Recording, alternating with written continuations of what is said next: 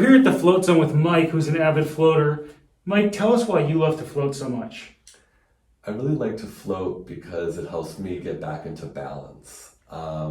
Usually when I'm making my appointment to float, starting to feel like I'm losing my flow. I'm getting like tight in my body, I'm getting anxious, I'm more uptight like around others. I'm not feeling very creative in my work.